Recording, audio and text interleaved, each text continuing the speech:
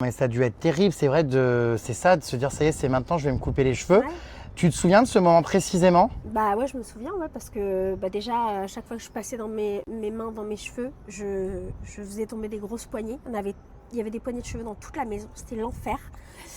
Et il y a un moment donné, il fallait y aller. Et en fait, la personne qui m'a rasé les cheveux, c'est un ancien candidat de Secret Story avec qui je suis en bon contact, enfin très bon contact, et c'est un très bon ami.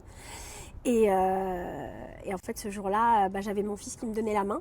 J'avais Morgan qui était en train de me raser la tête. Et en fait, moi, j'ai été complètement bouleversée. Mon pote, c'était devenu mon cauchemar. Et on a entendu que le bruit de la tondeuse, en fait. Et j'étais terrorisée. Et encore une fois...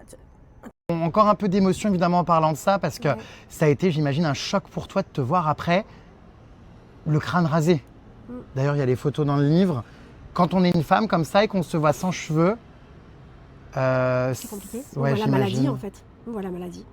Oui. C'est le moment, parce que quand on t'annonce ton cancer du sein, tu vas très bien, en fait. Et c'est ça qui est fou, parce que tu sais ce que tu vas traverser, tu te dis, mais c'est pas possible, en fait. Et voilà, et du moment où tes cheveux tombent, tes cils tombent, tes sourcils tombent, tu sais que c'est le cancer qui a le monopole de tout. Les cils et les sourcils aussi. Ouais. Oh punaise, tout. Mm. Je savais pas. Ouais. Et après, tu as commencé à choisir des perruques.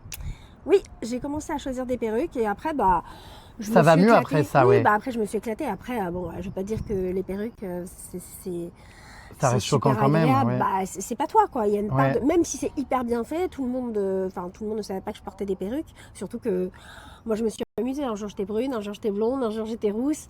Mais voilà, le matin, t'es la femme qui a le cancer dans ton miroir. Hein. Ouais, ça te rappelle tous les jours. Autant il y a des fois où tu arrives à te pimper parce que tu es en forme, mais le matin tu te réveilles, tu as ton crâne chaud, tu as froid, je mettais tout le temps des bonnets. Et voilà, et c'est vrai que, comme je te disais tout à l'heure, une fois que tes cheveux repoussent, les gens pensent que ça va mieux, mais il faut pouvoir se relever de tout ça. Et les perruques, souvent, les femmes, quand même, arrivent à se retrouver, c'est vrai, avec ça, féminine, à s'éclater en changeant quand même un petit peu de look, de couleur, chose qu'elles ne pouvaient pas se permettre avant, parce que tu ne peux pas te décolorer les cheveux tous les 3 matins.